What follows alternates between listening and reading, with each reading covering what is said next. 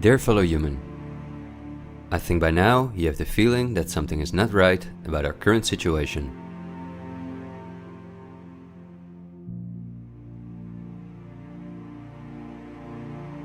But I also think that the many ill-founded conspiracy theories may have caused you to distance yourself from both the media scaremongering and from those who spread the conspiracy theories.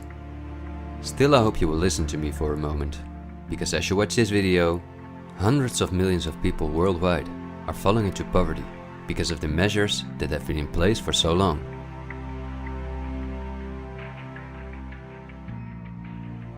And although the biggest economic crisis that we will ever experience may not have affected you personally yet, it's only a matter of time before the ripple effects also reach you and your loved ones.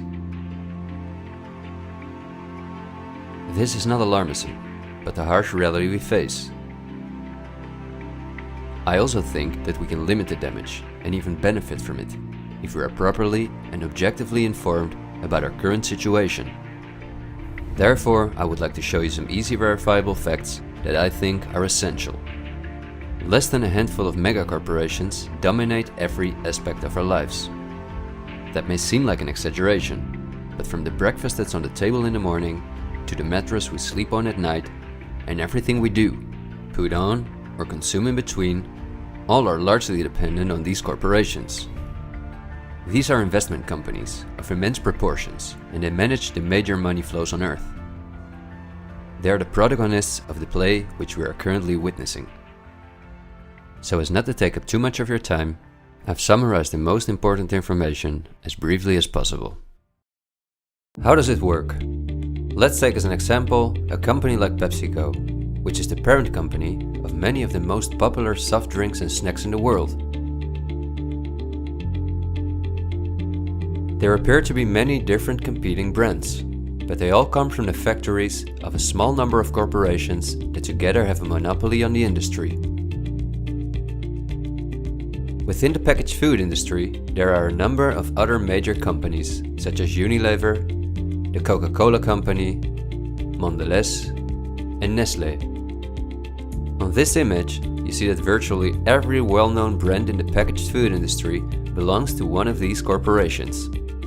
You can easily get this kind of information. You can verify it on the websites of the relevant brands or on Wikipedia. Companies of this size are usually publicly traded and have a board where the largest shareholders call the shots. On websites like Yahoo Finance, we can find detailed company information, including who the largest shareholders of these companies are. Let's take PepsiCo again as an example. We see that 73.14% of the shares are held by no less than 3,379 institutional investors. These include investment companies, mutual funds, insurance companies, banks, and in some cases, governments. Let's look at who the largest institutional investors of PepsiCo are. As you can see, just 10 out of the 3,379 investors account for almost 1/3 of all shares. The combined share capital of these top 10 has a value of approximately $60 billion. But of those 10 investors, 3 own more shares than the remaining 7. Let's remember their names and let's see who owns the most shares at the Coca-Cola Company, Pepsi's big competitor.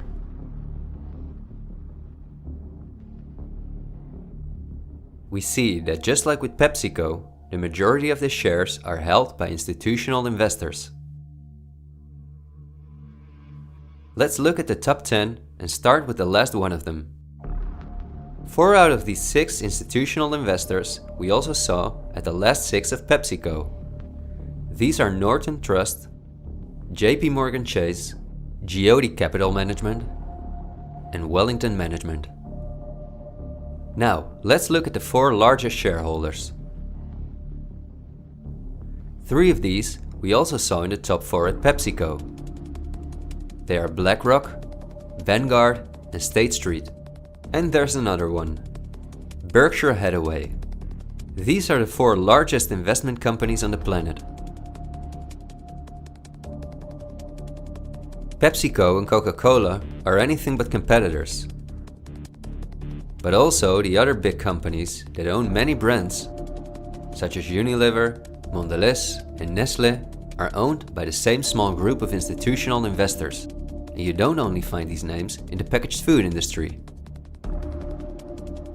For example, let's look up on Wikipedia what the largest companies are within the technology industry. Facebook owns WhatsApp and Instagram. Together with Twitter, they form the most popular social media platforms in the world. Alphabet is the parent company of all Google businesses, including YouTube and Gmail, but they are also the biggest sponsors and developers of Android, one of the two operating systems on which almost all smartphones and tablets in the world run. The other operating system is Apple's iOS. Finally, if we add Microsoft to the other three, we see that 4 companies produce the software that almost all computers, tablets and smartphones in the world depend on. Let's see who owns the most shares of these powerful companies. If we look at Facebook, we see that more than 80% of the shares are owned by institutional investors. These are the same names we saw in the food industry. Again, the same investors at the top. Then Twitter, which with Facebook and Instagram makes up the top 3. Amazingly, we see that the company is also owned by the same investors.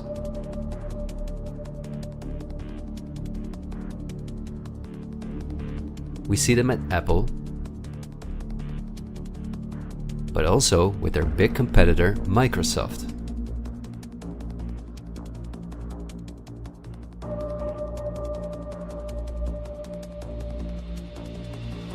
When we look at all the other companies that dominate the technology industry and build our computers, TVs, smartphones and household appliances, we see the same big investors who own a majority of the shares.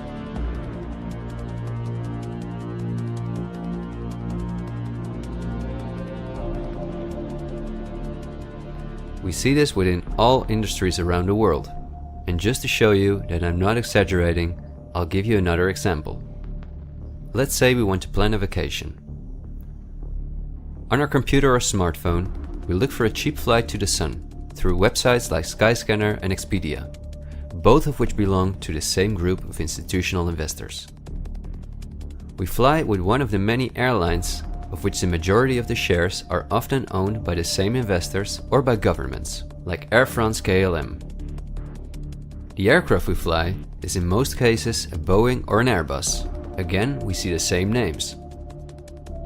We look for a hotel or an apartment through Booking.com or Airbnb.com.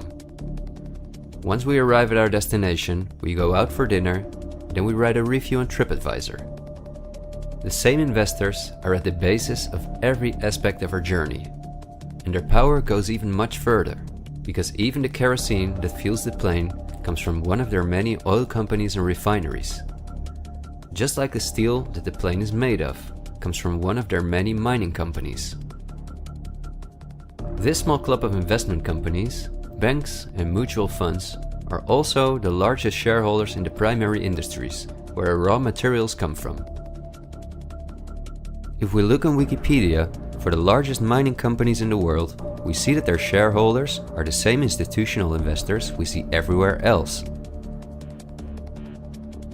The same goes for the largest agricultural companies in the world, that our entire food industry depends on.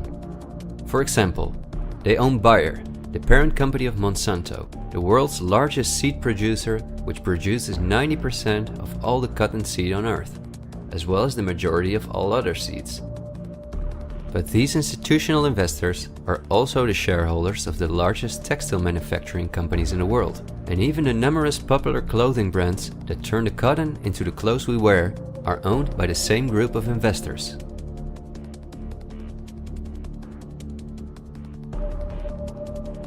Whether we have the world's largest solar panel producers or the largest oil refineries, the shares are managed by the same companies.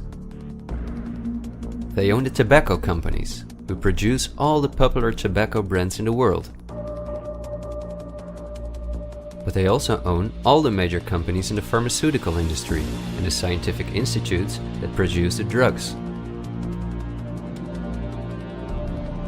They own the companies that produce our metals and raw materials, and the entire automobile, aircraft and arms industry where those metals and raw materials are processed.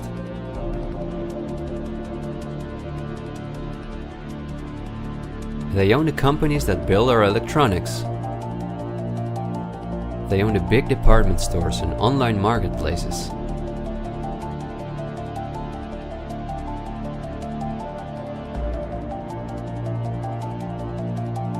And even the payment methods that we use to pay for their products.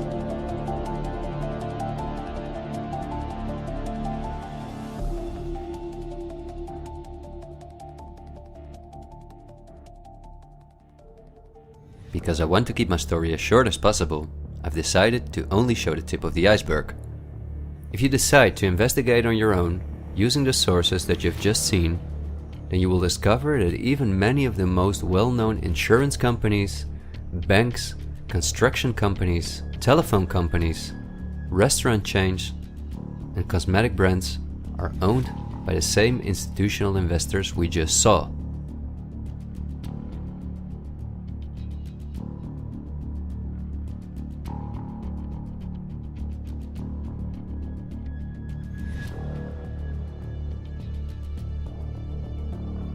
These institutional investors are, as I told you earlier, mainly investment companies, banks and insurance companies. They are in turn also owned by shareholders. Now, what is the most amazing thing? All of these institutional investors own each other's shares, and together they form an immense network that we can compare to a pyramid. The smaller institutional investors are owned by larger investors, who in turn belong to even larger investors. The visible top of this pyramid consists of only two companies, and we have seen their names many times by now. They are Vanguard and BlackRock. The power of these two companies is something we can barely imagine. Not only are they the largest institutional investors of every major company on Earth, they also own the other institutional investors of those companies, giving them a complete monopoly. According to a report by Bloomberg, one of the most respected institutions in the world in the field of financial data and analytics, experts expect that by 2028 both companies will collectively manage about $20 trillion in investments, and in the process will own almost everything on Earth. The same Bloomberg called BlackRock the fourth arm of government, because it is the only non-government entity that has a close relationship with the federal banks, also called the central banks. BlackRock not only lends money to the federal banks, but is also their principal advisor and the developer of the computer system that the federal banks use. Dozens of BlackRock employees had senior positions in the White House during the Bush and the Obama administrations, and currently under Joe Biden. BlackRock CEO Larry Fink is a welcome guest with many heads of state and politicians, and understandably so. He's the face of the company that pulls the strings.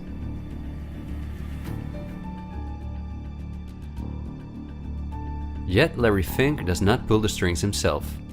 In fact, BlackRock itself is owned by shareholders. And if we look at who those shareholders are, we come to a strange conclusion. We see that BlackRock's largest shareholder is Vanguard, and this is where it gets dark. Vanguard itself has a unique structure that makes it impossible to see who its shareholders or clients are. The elite who own Vanguard don't want anyone to know that they are the owners of the most powerful company on Earth. But of course, this is no secret to those who are willing to look into it. Reports by Oxfam and Bloomberg show that 1% of the world's population collectively owns more money than the other 99%. Indeed, Oxfam claims that as much as 82% of all the money earned in 2017 went to this 1% of people. Naturally, those who own the most powerful company on Earth would also be the richest among this 1%. In other words, they are part of the 0.001%. Forbes, the most well-known business magazine in the world, claims that by March 2020 there were some 2,075 billionaires. Oxfam's report showed that 2/3 of all these billionaires obtained their fortune through inheritances and monopolies. So this means that Vanguard is in the hands of the richest families on Earth. If we study their history, we discover that these families have always belonged to the top of the pyramid, some even well before the Industrial Revolution began. Because their history is so interesting and extensive, I will explain some more about them in the follow-up video that I'm currently working on. But in order not to elaborate too far, I will just point out that many of these families belong to royal bloodlines, and they are the founders of our banking system, the United Nations, and every industry in the world.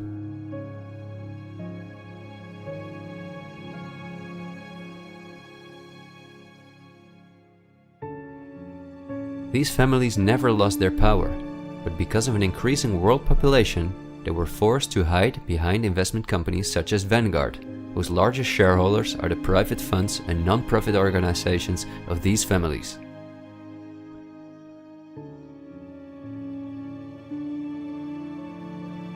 To make the bigger picture more clear, I need to briefly explain something about these non-profit organizations. These are the links that connect the business community with politics and the media, allowing major conflicts of interest. At first glance, however, this is not too noticeable. Non-profits, also called foundations, are organizations that rely on donations, and they do not have to publish from whom they receive those donations. They can invest this money in whatever they want, and do not have to pay tax on their profits as long as those profits are reinvested in other projects that they are involved in. Non-profits can move hundreds of billions of dollars from invisible investors. According to a report by the Australian government, this makes non-profit organizations ideal to finance terrorist groups and launder large sums of money.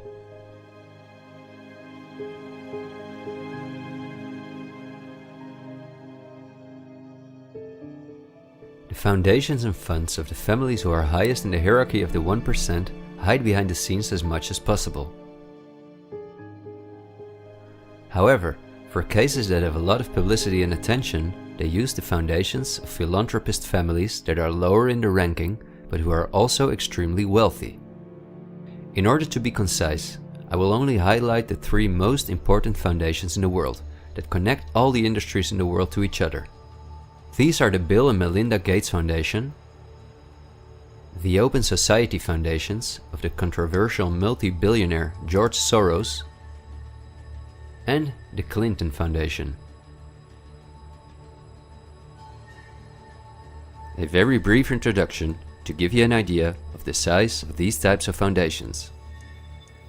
According to the official website of the World Economic Forum, the Gates Foundation is the largest funder of the World Health Organization, after President Donald Trump halted the funding of the WHO by the US in 2020. This makes the Gates Foundation one of the most influential organizations in the world in the area of everything that relates to our health.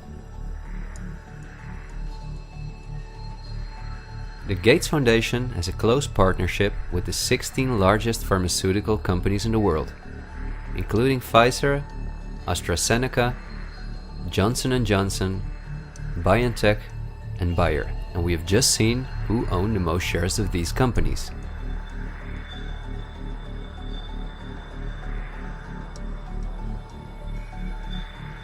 Bill Gates was anything but a poor computer nerd who made it to one of the richest people in the world, but he came from a philanthropic family that, just like himself, worked for the absolute elite. Bill is the founder of Microsoft, which is owned by BlackRock, Vanguard, and until recently Berkshire Hathaway. But at the same time, the Gates Foundation is the largest shareholder after BlackRock, Vanguard, and State Street in Berkshire Hathaway, where he was even on the board for a while. We would spend hours if we considered everything the Gates Foundation, the Open Society Foundations of George Soros, and the Clinton Foundation are involved in. But because they connect us with the next topic and with the current events, this brief introduction was important. I think the next topic should start with a question. A random person like myself, with very little experience in video editing, using an old laptop, can in 20 minutes objectively portray that only 2 companies have a total monopoly over all the industries in the world. So the natural question is, why don't you hear about all of this in the media? What? It's a good question. Every day we have the choice between countless reports, documentaries, and television programs, and yet not one of them talks about this. Is it something not interesting enough? Or might there perhaps be other interests at play? The answer we get again from Wikipedia. About 90% of the international media is owned by 9 media conglomerates. The companies owned by these media conglomerates are too many to mention, so I'm just going to show you the most important brands that we all know. Viacom CBS is the parent company of, among others, all CBS channels, Paramount, where the most famous movies and series in the world come from, MTV, Comedy Central, Nickelodeon, the popular British Channel 5, and the popular Australian 10. Guess who the largest shareholders of Viacom CBS are? Before we look at the other major conglomerates, let's not forget to mention our extremely powerful streaming monopolists, Netflix and Amazon Prime, both of which belong to the same shareholders.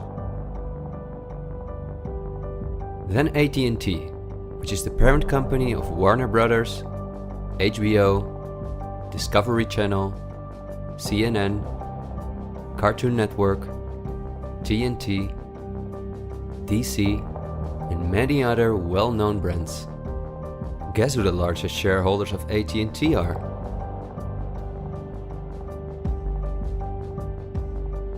The third one is the all-powerful News Corp.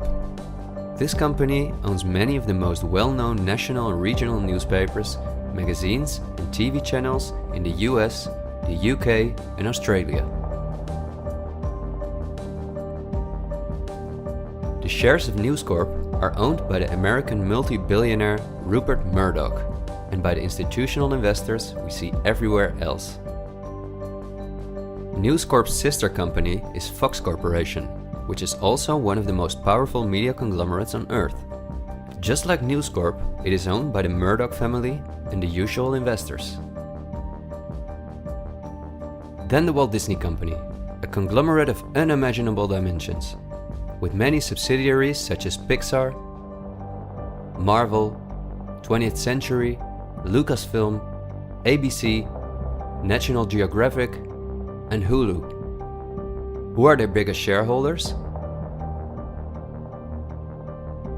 Another powerful media conglomerate is Comcast. This is the parent company of NBC, DreamWorks, Universal, the Sky Group, Focus Features, Xfinity, and many other major media brands. As you would expect, their largest shareholders are Vanguard and BlackRock.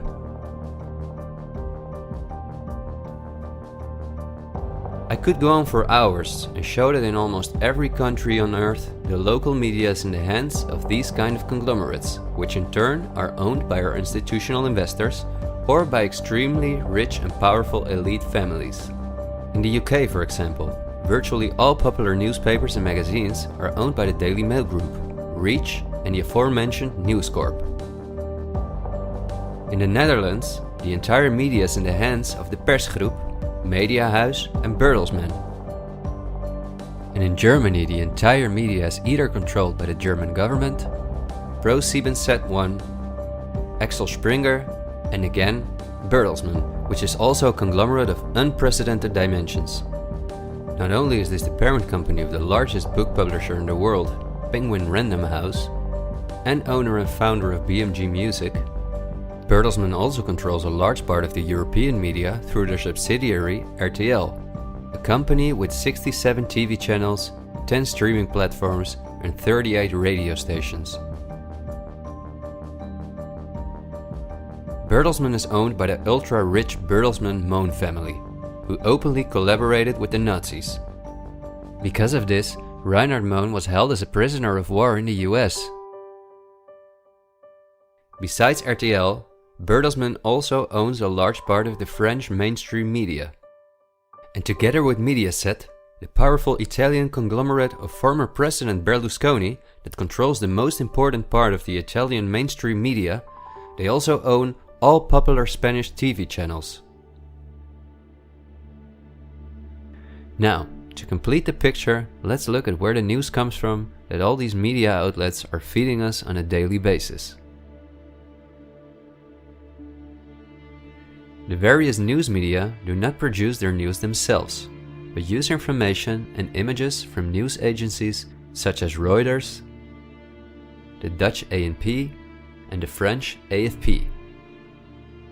These organizations are anything but independent. Reuters is owned by the powerful Canadian Thomson family. The ANP is owned by Dutch investor Kees Omen, and the AFP is largely financed by the French government.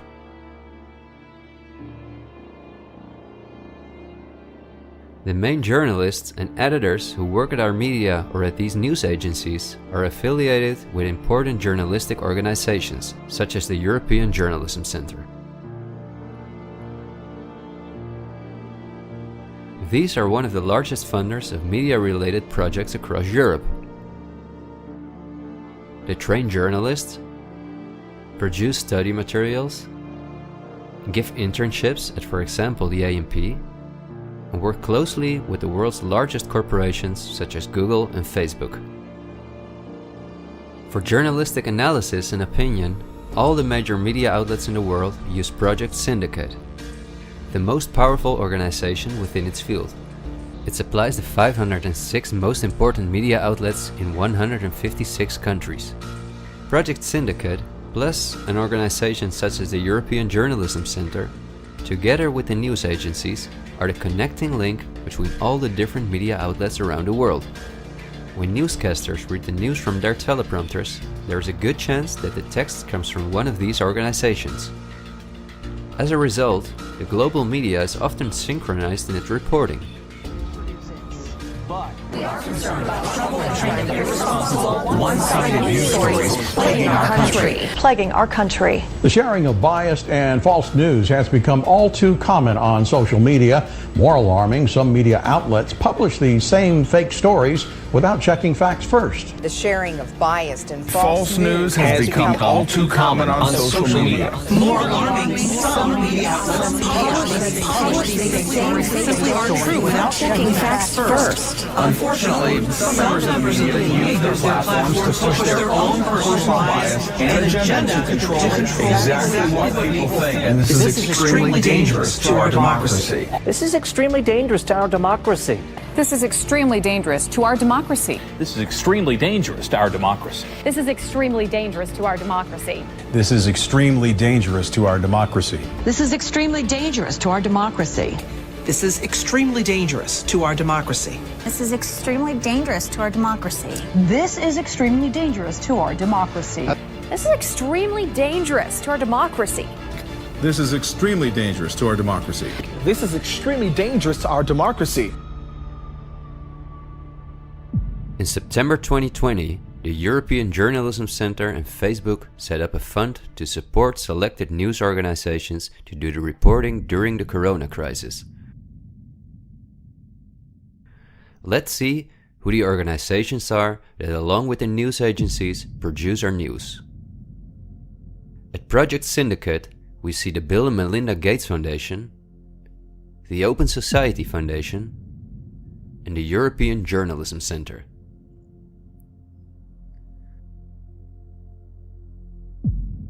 Then the European Journalism Centre itself. Again we see the Gates Foundation and the Open Society Foundation.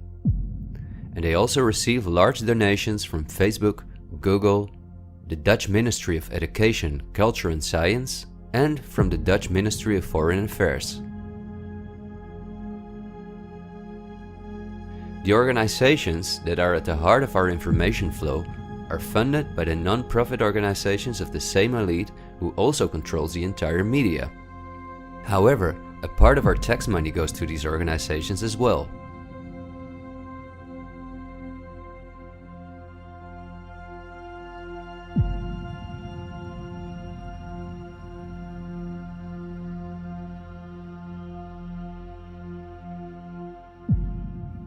Okay, I realize this was a lot of information to process, and believe me, I've made it as short as possible, and I've only used those examples that seem necessary to show you the overall picture, so you can understand the current situation better. It is an all-encompassing topic that can change our view on many historical events, but my goal is to inform you about the danger in which we presently find ourselves. There will be enough time for us to delve into the past, so let's talk about the current events now. The elite that controls every aspect of our lives, up to the information that we receive, depends on an unimaginably coordinated collaboration to keep all the different industries on Earth connected to each other, in order to ensure they all work in the elite's interests. This happens at the World Economic Forum, one of the most important organizations in the world. At its annual meeting in Davos, the CEOs of the largest companies on Earth gather along with heads of state, politicians, and other influential individuals and organizations like UNICEF and Greenpeace. Serving on the board of trustees are former US Vice President and climate change guru Al Gore, BlackRock CEO Larry Fink, the President of the European Central Bank Christine Lagarde, the Director of CERN Fabiola Gianotti, the Queen of Jordan, the Director of the International Committee of the Red Cross Peter Maurer, and many other politicians and CEOs of the world's most influential companies. According to the WEF's official website, their annual membership fee ranges between 53,000 and 530,000 euros. But according to the WEF's year reports, around 71% of their total budget comes from its partners, who in this way pay for the membership of young politicians who cannot afford their own fee. Wikipedia reports the following.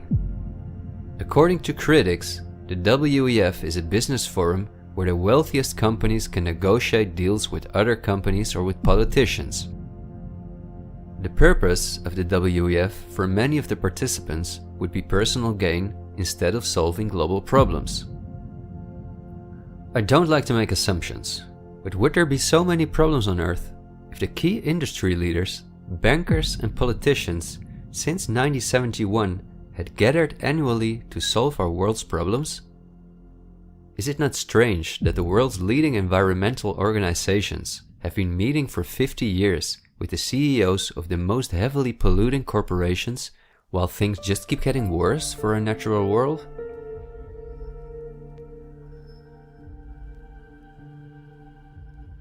That these critics of the WEF are right soon becomes clear when we look at who the most important partners are that account for almost 71% of the WEF's budget.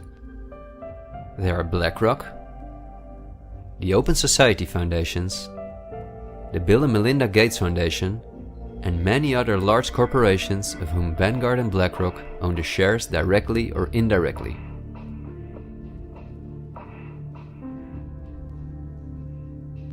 The president and founder of the WEF is Klaus Schwab, a German professor and businessman. In his book, The Great Reset, he describes in detail the plans of his organization.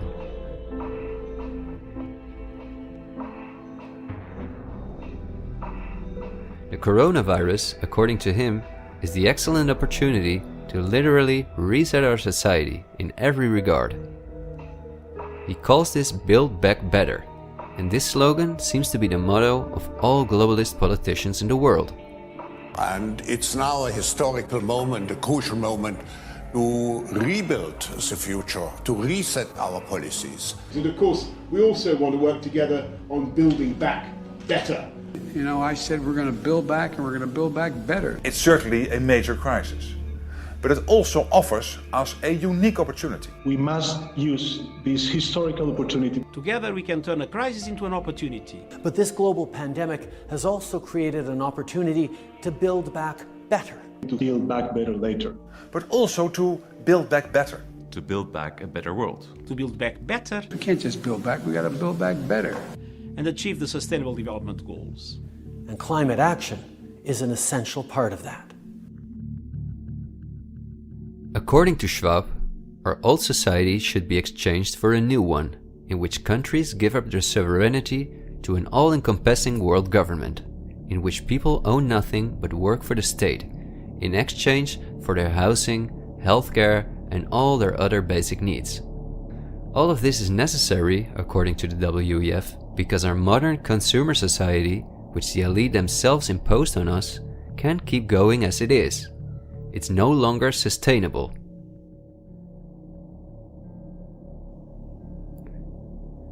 Schwab says in his book that we will never return to the old normal. And the WEF published a video that makes it clear that in 2030 we will own nothing, but we will be happy.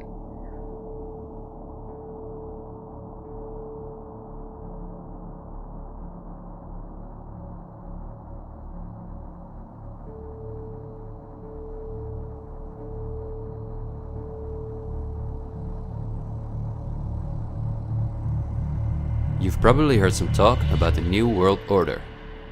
The media wants us to believe that this is a topic for conspiracy theorists, although it has been talked about for generations by presidents such as George Bush Sr., Nelson Mandela, and Bill Clinton. We have before us the opportunity to forge for ourselves and for future generations a new world order, a world where the rule of law, not the law of the jungle, governs the conduct of nations. When we are successful, and we will be, we have a real chance at this new world order, an order in which a credible United Nations can use its peacekeeping role to fulfill the promise and vision of the UN's founders. After 1989, President Bush said, and it's a phrase that I often use myself, that we needed a new world order. That the affirmative task we have now is to actually create a new world order. But also by the world's most famous philanthropists such as Cecil Rhodes, David Rockefeller, Henry Kissinger, and even George Soros. I think you need a new world order that China has to be part of the process of creating it, and they have to buy in, they have to own it. These important figures, who apart from Mandela, were all among the top of the elite when they were still alive, are not the only ones who dream about an all-powerful world government. In 2015, the UN presented its controversial Agenda 2030, which is almost identical to Klaus Schwab's Great Reset.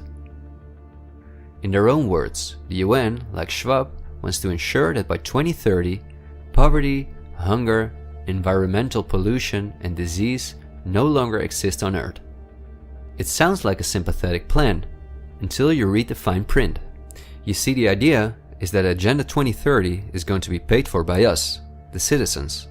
And just as it is currently required of us that we give up our basic rights for the sake of public health, we will be demanded to give up our wealth in favor of poverty reduction. These are not conspiracy theories. You can read this for yourself on their official website. In short, it boils down to this. The UN wants to take the tax money from all Western countries and give it to the mega corporations of the elite, who will be contracted to rebuild society. Globally, a completely new infrastructure is needed, because fossil fuels must be made a thing of the past, according to the UN. For this immense project, a world government is needed, says the UN. And the same UN takes it upon herself to be this global government. Just like Schwab, the UN also believes that a pandemic is the perfect opportunity to accelerate the implementation of Agenda 2030. It is worrisome that the WEF and the UN openly admit that they consider pandemics and other disasters as an opportunity to transform society, especially since we have seen that the elite have all the resources at their disposal to make us believe that there is a pandemic, and even to create one. So we certainly should not take these things lightly, and we should examine them carefully. And when we do that, we come across things that are even more troubling.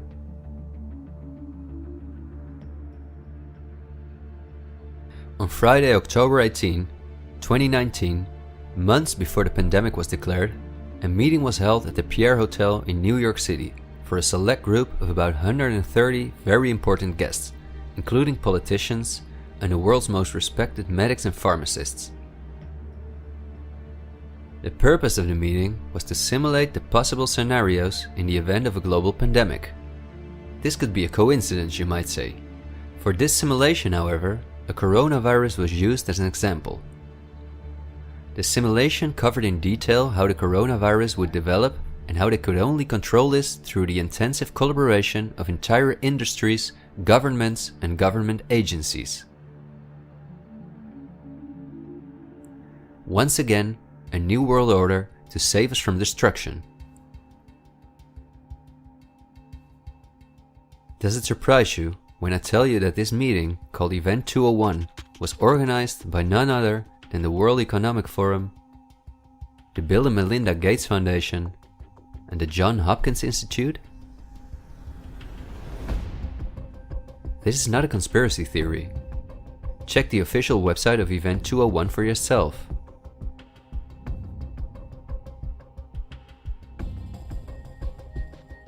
Perhaps at this point, it will no longer surprise you that the German Robert Koch Institute, which like every national health institute in the world is closely linked to the WHO, which is funded by Bill Gates, created a similar simulation in 2012.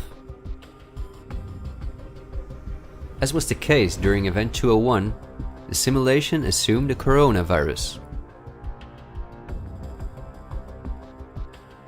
This simulation assumed that in a Southeast Asian food market, a coronavirus would spread from animal to human. How coincidental, isn't it? In this simulation, it takes several weeks for the authorities to identify the virus, allowing it to spread worldwide. The simulation is made of the consecutive 3 years, in which there are lockdowns and economies are destroyed. But also the impact on society is simulated in all aspects, even the protests. I won't tire you with the details. In fact, you can download this analysis for yourself from the website of the German government. The last thing I want to show is an excerpt from a lecture that Belgian top virologist Mark van Ranst gave on January 22, 2019 at the Chatham House, a major non-profit organization in London, where important world leaders meet to discuss global issues. Winners of the Chatham House Prize include Hillary Clinton, Melinda Gates, and John Kerry.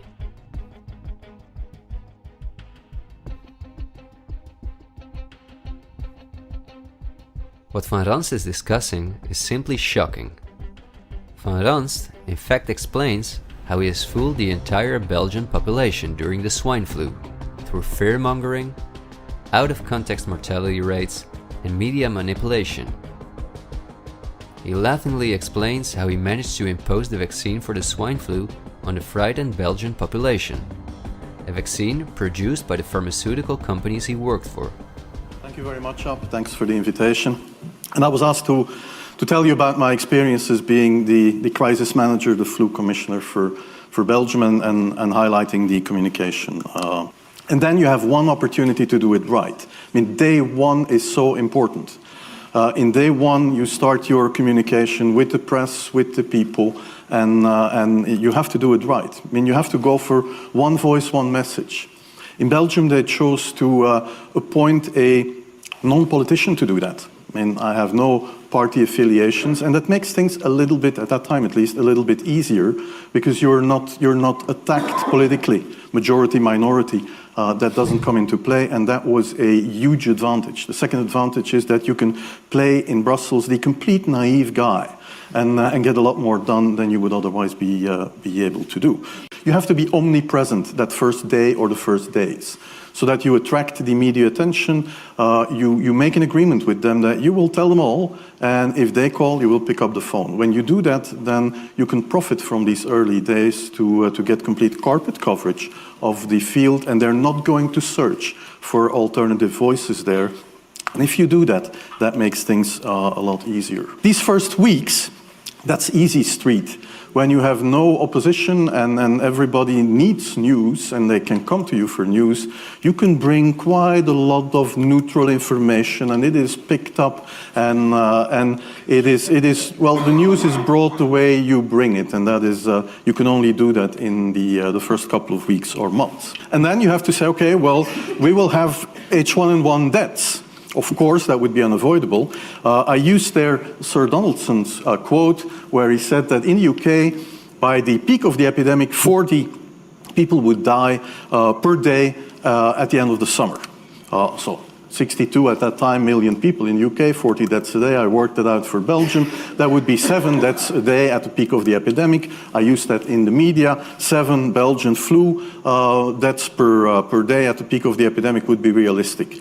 That is true in every year, even interpandemically. That is very, very conservative. However, talking about fatalities is important because when you say that, people say, wow, what do you mean? People die because of influenza? And that was a necessary step to take. And then, of course, a couple of days later, you had the first H1N1 death in the country, and the scene was set and it was already talked about. And then you had to pick who is going to be vaccinated first. And then, well, women and children first, whatever. I mean, risk groups, they were important. And then I misused the fact that the top football soccer clubs in Belgium inappropriately and against all agreements vaccinated they made their soccer players priority people. So I said I can use that. Because if the population really believes that this vaccine is so desirable that even the soccer players would be dishonest to get their vaccine, I said, okay, I can play with that. So I made a big fuss about this. This is Van Ranst is raving mad. But it worked. The Chatham House organization is also funded by all major corporations of the elite, the Gates Foundation and the Open Society Foundations. We could talk for hours about the coronavirus, which has a survival rate of 99.98%, and about the incomprehensible measures that are destroying our society. Millions of entrepreneurs have lost their income. Countless elderly people have died in loneliness, isolated from their families. But I think we have reviewed enough facts that put the global COVID measures in a broader context, seen from the perspective of the elite. This extremely wealthy elite, collectively of tens of thousands of billions, has no problem whatsoever with the fact that more than 40% of the world's population has to live on less than $5.50 a day, or that millions of children are dying from the drinking water contaminated by them, or from malnutrition, or by their bullets and bombs. They just want to get more powerful. The elite have absolutely no intention to share their wealth with us. In fact, they are honest about their plans to take even the last bit from us, and those plans are being rolled out as I'm telling this. The underlying motives of the elite will not be explained in this episode, because for this we have to dive into history and discuss topics that are beyond our modern rational thinking. But for now you may understand well enough with the simple logic that a new world order, or an all-encompassing world government, is the only way for a small elite to retain its power over an ever-increasing world population. Companies like BlackRock and Vanguard do not benefit from national borders, import taxes, and real diversity.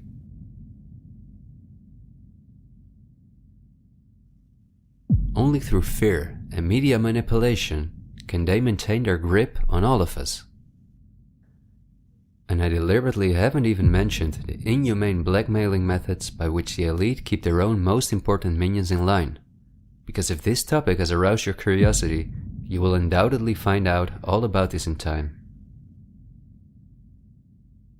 The elite have no intention to cure us from the countless diseases we've contracted from the toxic food they've produced, and from the environmental pollution which they have caused. After all, if we didn't get sick, the entire pharmaceutical industry would collapse. Nothing sells like fear is the motto of top virologists like Mark van Ranst. You will be amazed, as I was, when you discover that we have been warned countless times about this elite. I think we're being run by maniacs. If anybody can put on paper what our government and the American government, etc., and the Russian, Chinese, what they are actually trying to do, I think they're all insane.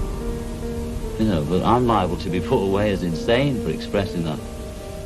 That's what's insane about it. Don't you agree? For we are opposed around the world by a monolithic and ruthless conspiracy that relies primarily on covert means for expanding its sphere of influence, on infiltration instead of invasion, on subversion instead of elections, on intimidation instead of free choice, on guerrillas by night instead of armies by day. It is a system which has conscripted vast human and material resources into the building of a tightly knit, highly efficient machine that combines military, diplomatic, intelligence, economic, scientific, and political operations.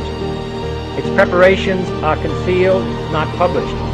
Its mistakes are buried, not headlined. Its dissenters are silenced, not praised. No expenditure is questioned, no rumor is printed, no secret is revealed.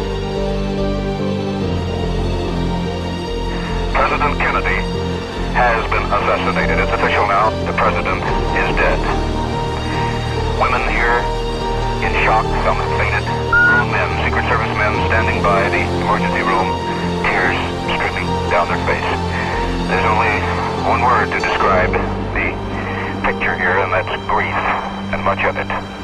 It's official. As of just a few moments ago, the President of the United States is dead.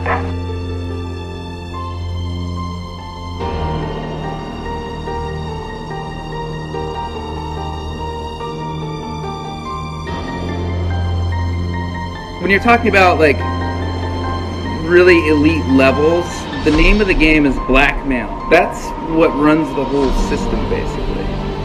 They want compromised people because they're easy to control. I'm not suicidal. I'm not suicidal.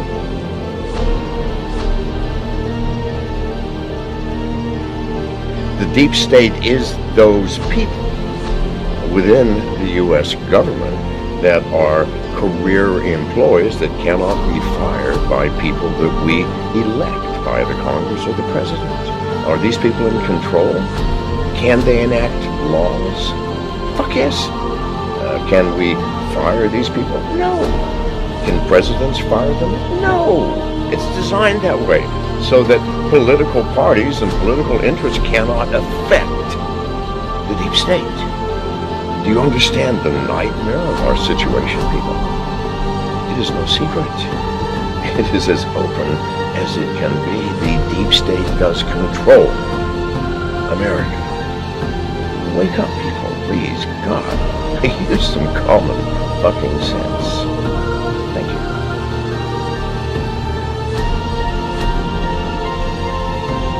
Something like 1984 could actually happen. This is the direction the world is going in at the present time.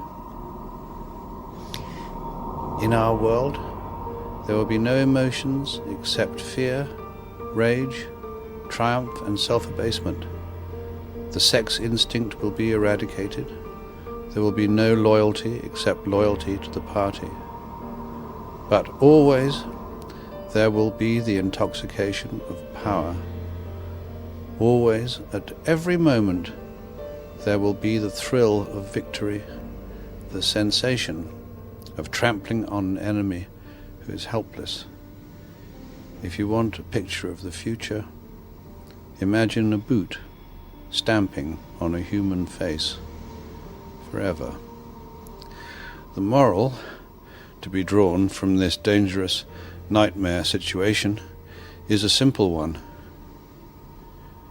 Don't let it happen. It depends on you.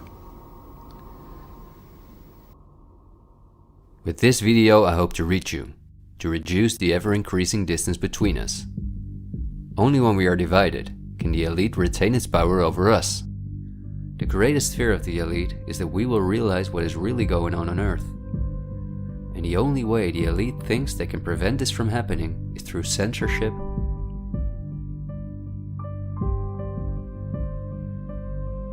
preventing human contact,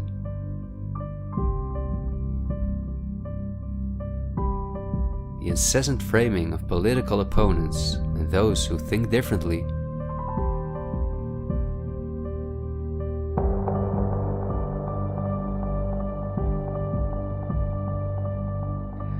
and the use of brute force.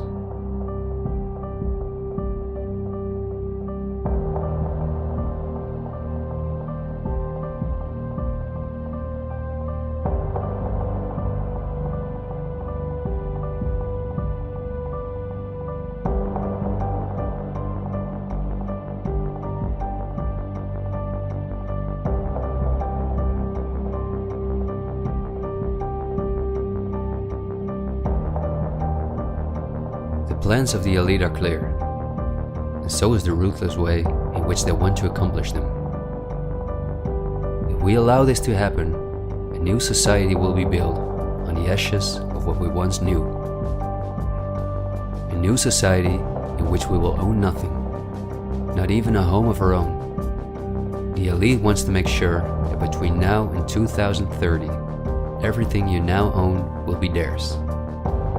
For this, a devastating economic crisis is necessary.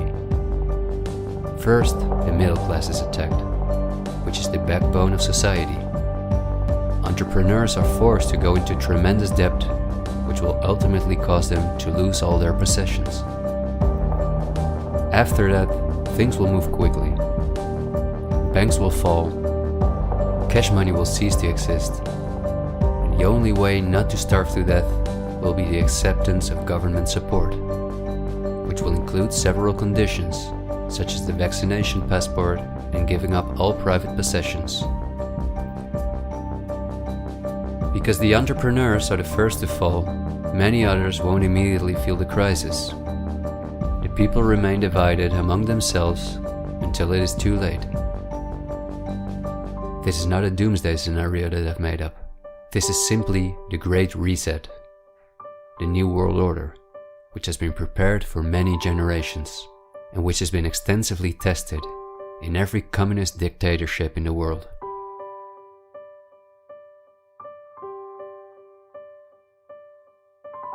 But this can also go a different direction, and instead of a great reset, we can cause a great awakening and create a world where no one has to go hungry, and where we can live in a sustainable way, in freedom with each other and with nature. This is not an idealistic daydream.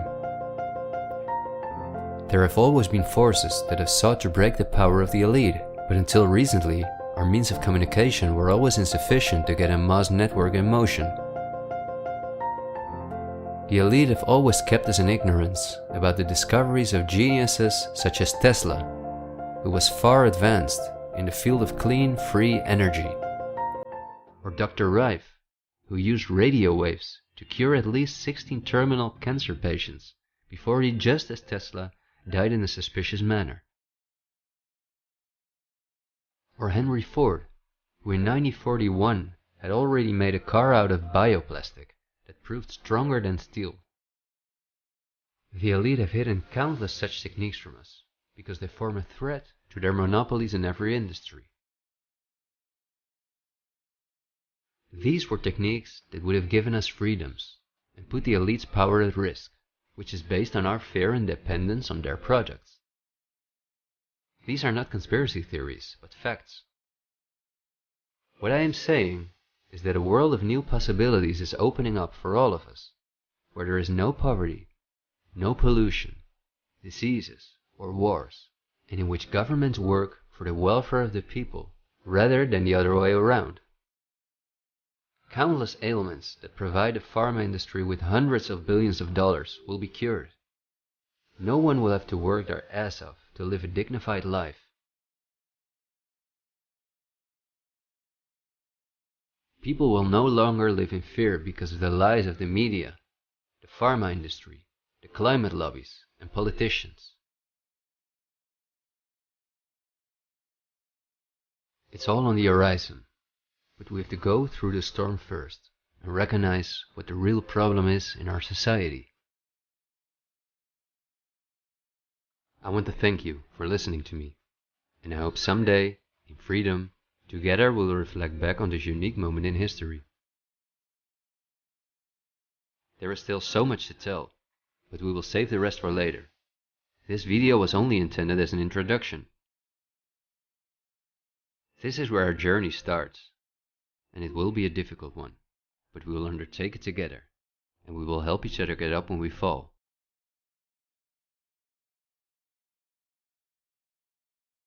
We will not be afraid. We are the 99%.